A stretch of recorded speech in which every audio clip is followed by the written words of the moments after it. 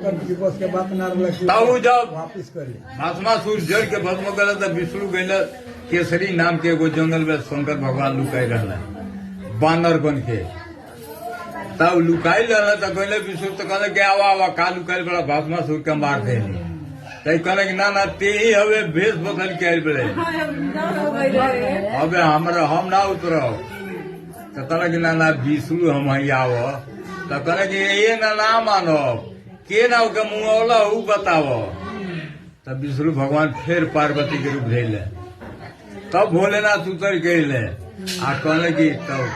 जब भोलेनाथ उतर गये तब पार्वती के रूप में विष्णु के धर गये तब कामदेव जारी हो गए तो विष्णु का कहले कि अपने हाथे पर रोक ले नहीं तो धरती पर कुछ हो ना सब उसरे हो गए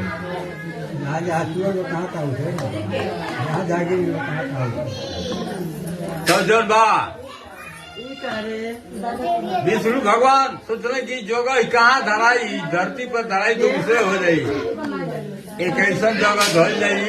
कि कहीं उसे ना होके पावे सही तीनों जरा ब्रह्मा विष्णु भय साधु बन के आ वही जंगलवा में अंजनी तपस्या करते रही तो अंजनी की कुटी पर जब गई लो तो कहलो कि अंजनी तनी पानी पिया दो पानी ले ली अंजनी जब पानी ले ली